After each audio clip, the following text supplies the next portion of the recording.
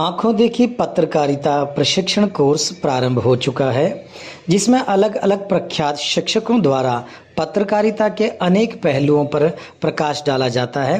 प्रथम दिवसीय पाठ्यक्रम में सर्वप्रथम मीडिया के बारे में एवं मीडिया की आवश्यकता एवं विधि संहिता में उसके महत्व के बारे में बताया गया। साथ ही साथ मीडिया के माध्यमों को जैसे print media, digital media, social media तथा इलेक्ट्रॉनिक मीडिया के बारे में जानकारियां दी। इसमें सभी छात्र छात्राओं ने बढ़ चढ़कर हिस्सा लिया।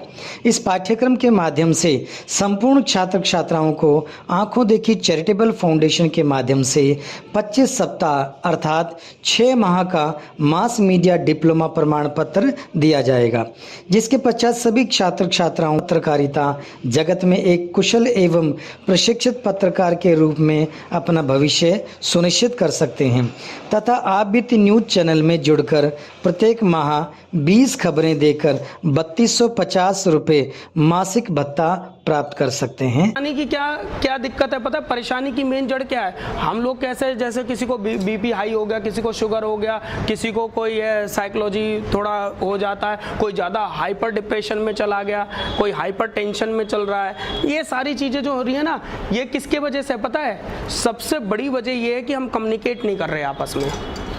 Quick method of the transferring information to large number of people and around the globe। अगर आपको जुड़ना है किसी से तो आपका सबसे अच्छा माध्यम जो होगा ना वो मास कम्युनिकेशन है।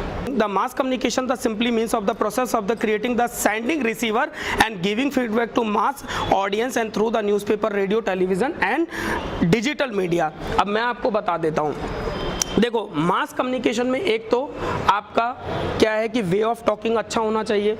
दूसरा, आप जिस क्षेत्र में जा रहे हो, मान लो हरियाणा में जा रहे हो या मान लो आप साउथ में गए, दक्षिण भारत में गए या उत्तराखंड में गए, वहाँ हिंदी नहीं चलती, कैसे कम्युनिकेट करोगे?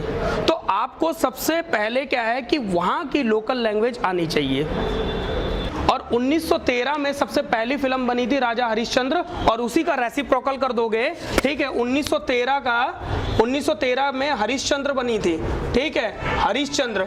और 1931 में आलम आरा, इसका रेसिप्रोकल कर दो, आलम आरा।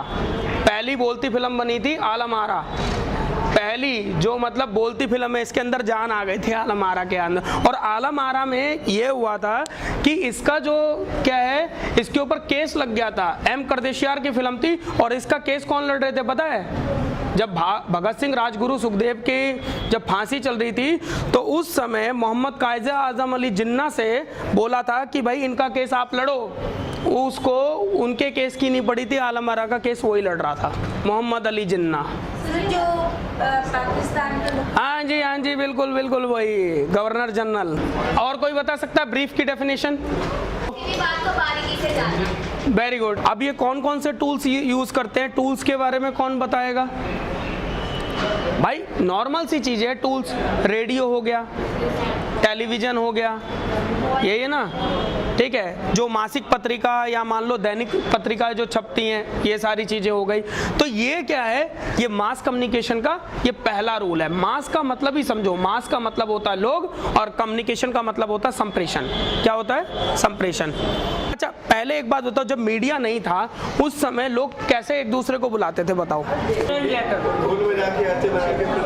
ठीक है, ये इन साहब ने बताया कि ढोल बजा के, एकदम बढ़िया बोल रहे हैं। जब भारत में बंग भंग आंदोलन हुआ था तो उस समय कम्युनिकेशन इतना जबरदस्त था कि जब बंकिम चंद्र चटर्जी साहब ने क्या किया, आनंद मठ से वंदे मातरम लिया था। एक उपन्यास था आनंद मठ, उससे लिया था उन्होंने, उस उपन्यास से वंदे मातरम। जब इनको लगा था कि भाई घर घर जाके हम एक एक बंदे को बुला रहे हैं, इससे अच्छा एक टोली बनाए, और टोली बना के हम वंदे मातरम सुजलम सुफलम मलयज शीतलम सस्य श्यामला मातरम। अब ये बोलते बोलते चलेंगे और ढोल नगाड़े पीटते चलेंगे, लोग अपने आप आते चलेंगे, किसी को बुलाने का झंझट ही खत्म।